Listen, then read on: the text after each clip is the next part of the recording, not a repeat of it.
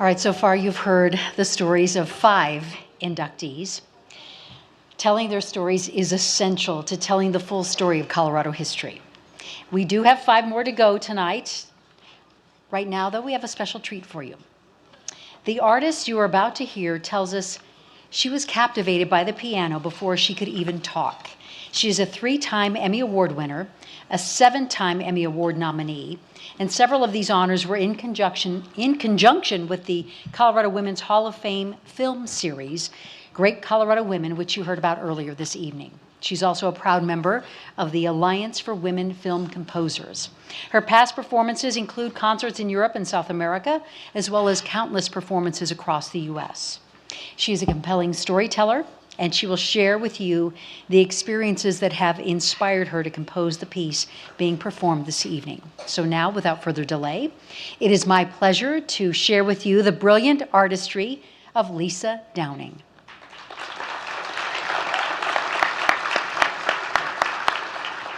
Thank you. Thank you so much. Boy, I am so glad that we're all here together tonight. It has been some crazy couple of years, right? And I'm so honored to be performing for this important event. But first, I'd like to say thank you to Barb Beckner and all the people at the Colorado Women's Hall of Fame, and to Denise Gentilini, who helped me orchestrate this piece specifically for tonight's event. Let's give them all a big hand.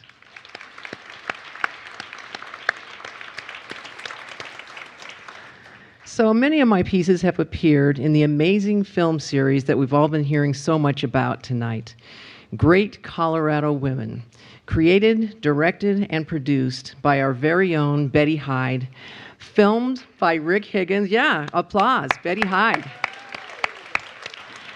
Filmed by Rick Higgins with Tony Glyman on film production. And, you know, this particular piece started out as a bedtime story that I used to tell my son Andy about a dragon named Jasper. And every night the story was a different adventure. And I was just sort of making it up as I went along, right, every night. I'm pretty sure Andy figured it out eventually.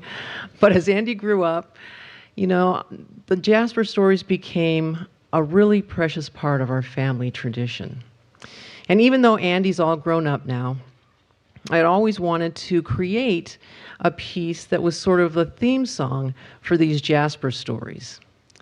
And as I began to compose this piece, I started to realize it evolved because I was realizing that the power and energy of this dragon was actually a power and energy that lived inside me, a deeply feminine power and strength that actually lives inside all of us, male and female.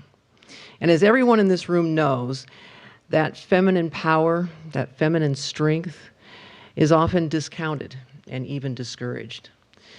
So I've dedicated this piece to that profound feminine energy and to the women that are being honored here tonight. So see if you can hear your own life stories in the performance tonight. Everything from childhood dreams to teenage wishes, to young adult certainties and celebrations, to unexpected tragedies. And then the realization that we never know how strong we really are until being strong is our only choice. And then you have to awaken the power of the dragon within.